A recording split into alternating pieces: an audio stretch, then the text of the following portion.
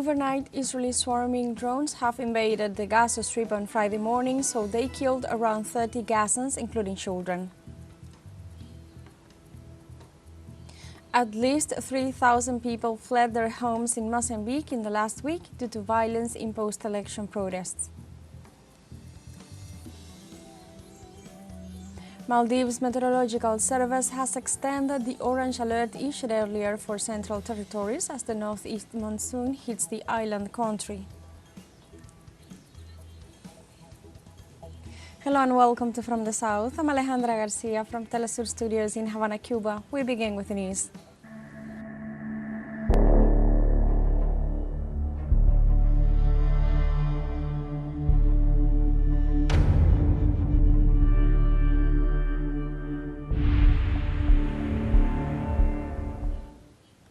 16 people, including children, were reported dead on Friday after Israel launched missile strikes on several areas in Gaza. According to a spokesman for Gaza Civil Defense, the strikes occurred on Gaza City, the central Maghazi refugee camp, and the southern city of Rafah. On the other hand, the Israeli military reported 3 rockets targeting its territory from the Gaza Strip on the same day. The Israeli army has conducted intense raids in Gaza since October 2023, saying it is an effort to prevent Hamas operatives from regrouping there. However, United Nations rights experts said Monday the North Gaza siege appears to be part of an effort to permanently displace the local population as a precursor to Gaza's annexation.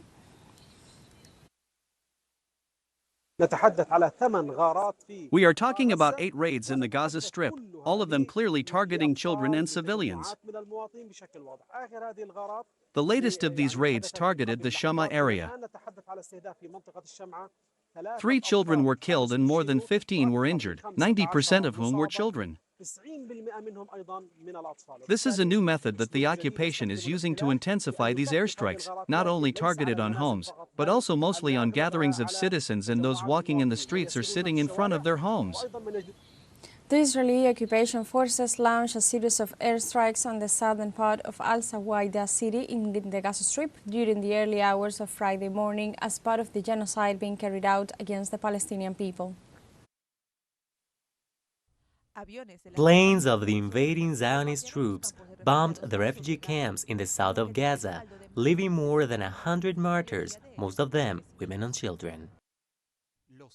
The children of martyr Muhammad Abu Lubda were safe in their homes, in the midst of cold, fear and terror, without any prior warning. Warplanes bombed their house, a safe home, with a missile, whose weight God only knows, maybe 500 kilograms or more. What happened is nothing but revenge. A revenge against civilians, as you can see, small children, old people and women. Praise be to Allah. We thank God in all circumstances. Are children a threat to the Jews?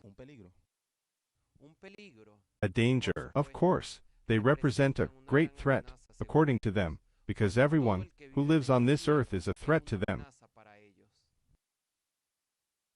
Emergency teams continue to operate in the area in order to rescue the injured and recover the bodies of the victims trapped under the rubble or in inaccessible places. My father was martyred under the rubble, and we still haven't been able to get him out since last year. The Jews only attack the children. Little children, all they want to do is kill little children.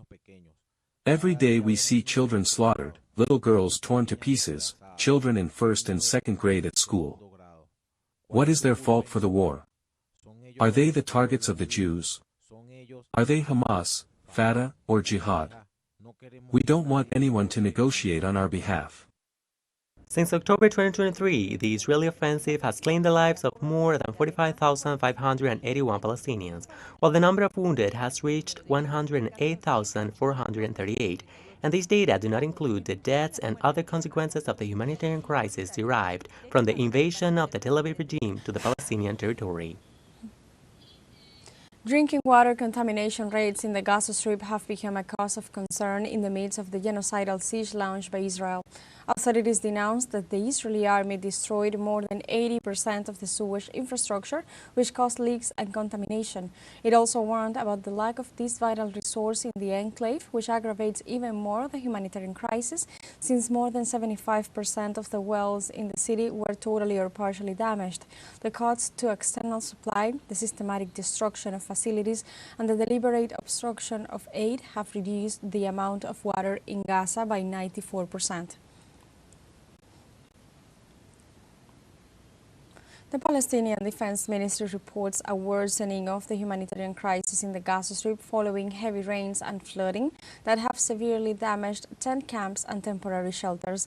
In this regard, emergency services informed that areas in southern, northern and central Gaza have been rendered uninhabitable due to the flooding that has left dozens of makeshift shelters, tents with more than 30 centimeters of water inside.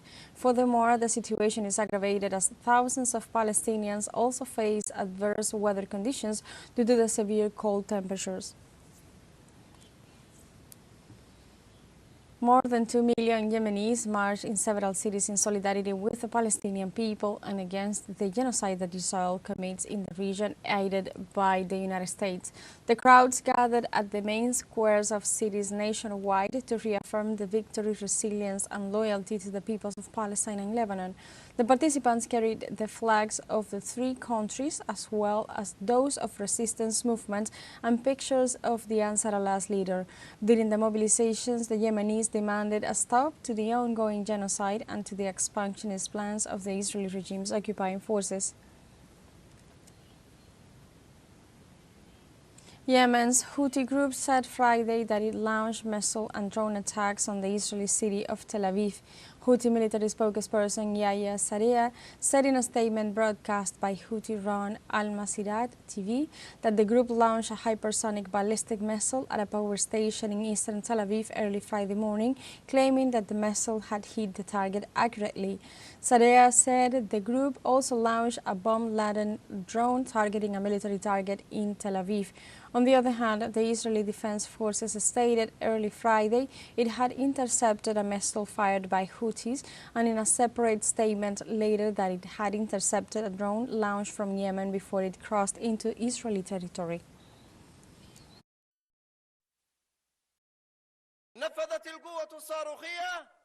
The missile force of the Yemeni armed forces carried out a specific military operation targeting the Israeli enemy's power station east of the occupied area of Jaffa,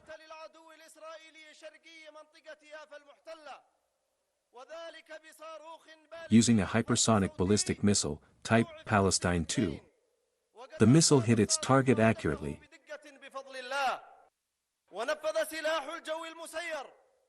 The UAV force of the Yemeni armed forces also conducted a military operation targeting a military object of the Israeli enemy in the occupied area of Jaffa, using a drone type Jaffa. The operation successfully achieved its objective.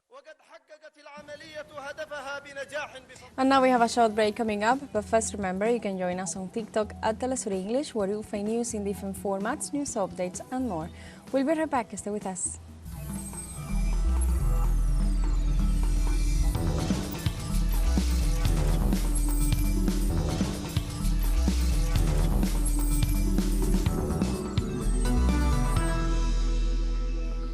Welcome back to From the South. At least 3,000 people fled their homes in Mozambique in the last week due to violence in post-election protest. About 2,000 people arrived in neighboring Malawi from northern Mozambique, while another 1,000 crossed from the south to Eswatini. Mozambicans have been demonstrating against the results of the October 9, 2024 elections, pointing out that the ruling Frelimo party retained the presidency. The post-election protest caused the death of at least 275 people, in addition to the destruction of areas and several attacks, as violence and unrest continue to plague the nation. During the year 2024, Russia has increased Gaza exports to the European Union despite the sanctions imposed by the US. In the last quarter of 2024, the European Union imported around 297.9 billion cubic meters of gas, of which 54.45 billion came from the Russian Federation. This represents a 21% increase in Russian supplies to the European nations compared to 2023, which ended with an 18% increase in exports. On the other hand, the United States remained as the second largest exporter of gas to the countries of the European Union, reducing supplies to 51.3 billion cubic meters, an equivalent to 17.2%. Around 95 vehicles were involved Friday in a multi-vehicle crash in Kazakhstan's Astana-Shushinsk road in the region of Akmola. According to the Ministry of Emergency, 10 people were hospitalized, while there were no casualties reported so far. Kazakhstan's national road operator Kazavtolhov says the crash happened under low visibility conditions due to a snowstorm and the non-observance of the speed limit. The police have said the evacuation of vehicles is ongoing and that emergency services personnel are also on the site.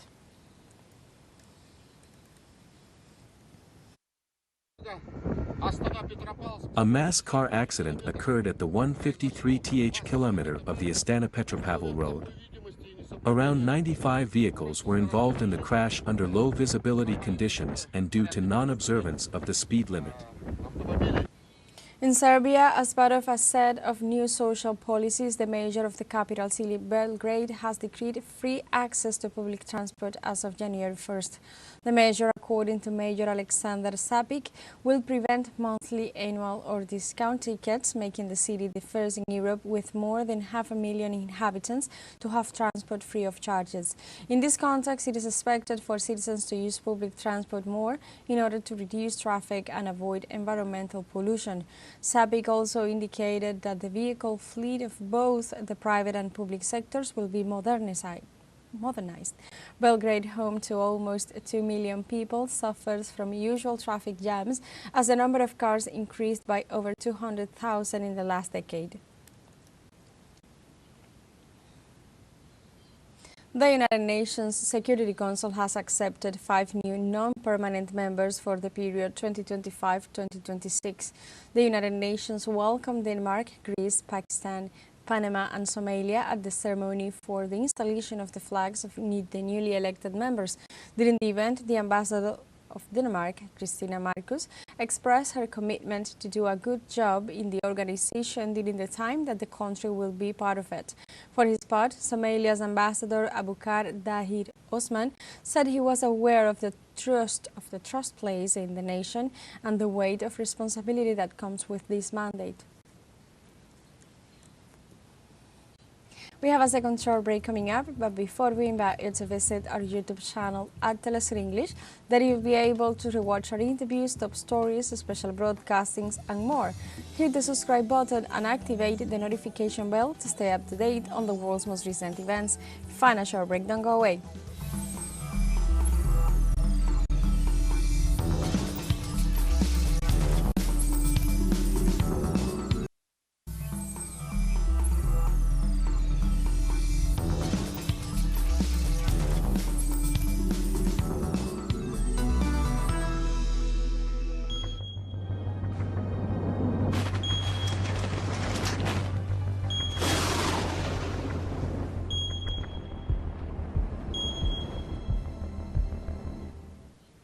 Welcome back to From the South.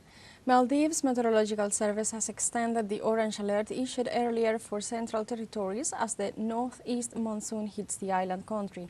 The weather forecasting body had earlier issued an orange alert from Ba Atoll to Ta Atoll to be in effect from 3 p.m. local time to 7 p.m. local time on Friday. The alert warning of heavy rains and thunderstorms with possible flooding has now been extended until 11 p.m. of Friday night. In this sense, the severe weather conditions have been attributed to the transition between two monsoons. While the beginning of the northeast monsoon was declared on Thursday, the northeast monsoon had started later than usual this year. Meanwhile, the Maldives National Defense Forces are making efforts to drain the flood in collaboration with the Male City Council. The Russian government has reported the removal of 78,000 tons of fuel spilled by storm-stricken tankers in the Kerch Strait off the coast of Krasnodar. Emergency crews and volunteers have cleaned up hundreds of kilometers of contaminated land and rescued thousands of seabirds. The Ministry of Emergency Situations is continuing to monitor the behavior of the substance in order to remove it as it is dragged to the surface. The authorities have said that the contaminated sand removed will be decontaminated and later returned to the beach. In Lithuania, heavy rains led to overflowing rivers in the western region, prompting the government to declare a state of emergency. Rainfall caused the weather level in the Minija River to exceed the national level, while the Akmian River also approached its limit height. Similar concerns over the rising waters triggered an official state of emergency in Kretinga and in several villages of the region. In the past 24 hours, the water level of the rivers has risen by an average of 192 centimeters, while rescue services remain on high alert. The Brazilian Navy reported on Friday that the body of the 13th victim of last month's bridge collapse in the north of the country was found, while 4 people are still missing. The corpse, still unidentified, was found by drones in the depth of the Tocantins River below a section of the Juscelino Kubitschek de Oliveira bridge that collapsed on December 22nd. On the other hand, police operating on the border of Maranhão and Tocantins states have said that 4 trucks, 2 cars and 2 motorcycles also fell into the river when the disaster occurred. Meanwhile, there has been no word on the cause of the bridge collapse, although police and Brazil's highway department are investigating. The Catholic Church of El Salvador requests veto against the mining law decree approved on December 23, 2024. The Catholic clergy condemned the legislative measure that will allow the exploitation of metallic mining carried out without considering the harmful consequences on life and environment. The representatives of the church warned that they will formally request the President of the Republic, Nayib Bukele, to veto the motion. The decision of the Parliament on the mining law has been strongly criticized by organizations protecting the environment and by Salvadorans in general, who have demonstrated on several occasions. Costa Rica's Judicial Investigation Agency reported that 2024 was the second most violent year in its history with 880 homicides. During a press conference, authorities of the Judicial Investigation Agency stressed that the figure of 880 murders is a preliminary figure, assuring that there are still pending autopsies and analyses in progress to determine if the death of some people was really a homicide. They are also explained that although this figure represents a reduction of 2.7% compared to 2023, it shows an upward trend according to December data, adding that an average of 2.5 murders per day was maintained. In a study published last December 17th, the agency detailed that the homicide rate has been growing since 2019, when it was 11.2 per 100,000 inhabitants, reaching 12.5 in 2022 and 17.2 in 2023, the highest in history. In Ecuador, President Daniel Noboa has extended the state of emergency for 60 more days as part of his efforts to face organized crime in the country. The state of emergency will be enforced in 7 provinces: the Metropolitan District of Quito, in the province of Pichincha, the canton of Turcal, in the province of Cañar, and the canton of Camilo Ponce Enriquez, in the province of Azuay. According to the government's statement, the decision is based on the increase in rates of violence and crime and the prolonged presence of organized armed groups in the provinces affected. The president's decision maintains the armed forces on the streets. Strengthening it will only be on a temporary basis, regulated and with the obligation by the military to respect the due process. And we have come to the end of this news brief, but you can find this and many other stories on our website at telesurenglish.net and join us on social media. We are on Facebook, X, Instagram, Telegram and TikTok as well. For TeleSUR English, I'm Alejandra Garcia. Thank you for watching.